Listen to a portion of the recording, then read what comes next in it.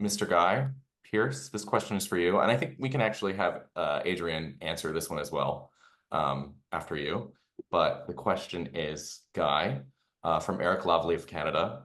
I had Tarkovsky-like dream vibes for the portion shot in Carrara. It's one thing to understand the place intellectually or ecologically, but I was curious about your personal experiences of being there. Thank you for that question. It was quite overwhelming in a way. The a couple of things. We had to travel quite high up the mountainside to get to where we were going. So just that initial travel was quite an experience. But to see what has been done to the hillside that we were on and the surrounding hillsides was on one hand really sort of spectacular and quite incredible. So visually it was stunning to see all that the white of the marble that's been sort of chopped into, but it was also really devastating. And to know that this had been going on for 500 years and to see what we as man does to the natural world, so we can have a nice kitchen bench, was really, I don't want to say depressing, but kind of was. It was twofold in that, and it says so much about us as consumers and human beings, I guess, that you know that on one hand we can sort of be so taken by something in the natural world, whether that is an incredible animal that we come across, but this desire to sort of possess it and to own it, and God forbid, if it is a wild animal, to actually hunt it and kill it. In the same way, when you look at these incredible mountain ranges and we've sort of chopped into it and sort of left it scarred like this was quite overwhelming. I don't know, Adrian, if you felt the same way, but it was pretty awesome in on many levels, wasn't it? Yeah, it's complex. I agree with you. I mean, the reality is that there's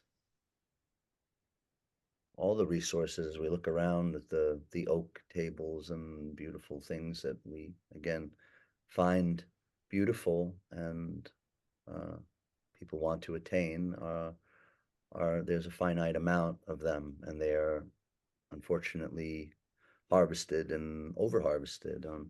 But I think the vastness of that space and the visual qualities of it, both the grandeur, the unearthly aspects of it, because it was so unique, these cavernous tombs enshrouded by walls of beautiful marble that were formed through this excavation, but were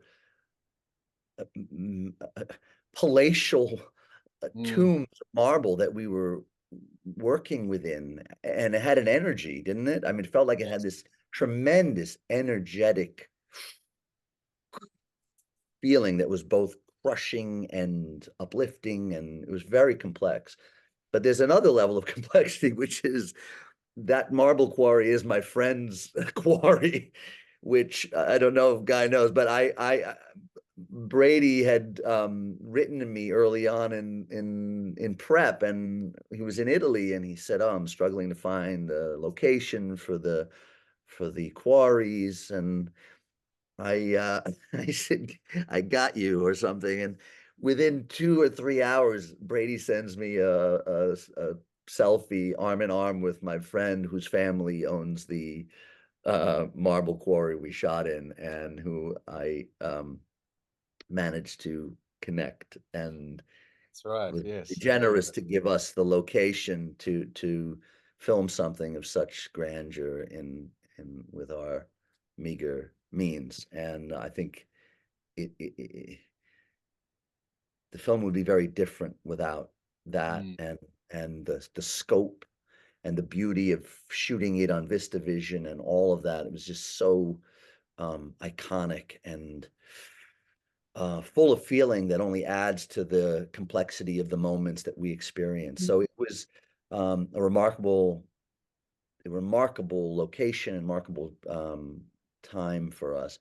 But yeah, I had been there before. I'd actually brought my parents because we went to a benefit that Andrea Bocelli had done in the area, and we were supportive of that. But we'd visited the location in another lifetime, so it was very interesting being there. Yeah, I mean It's almost like you're on another planet. Yeah, That's did feel like which that. Yeah. it's, I guess, appropriate backdrop for what is to come. Hey, this is Eric from IONCINEMA.com. If you want to support us, subscribe below. For more reviews, interviews, film festival coverage from Sundance, Cannes, Toronto, you want to check out these guys on this side.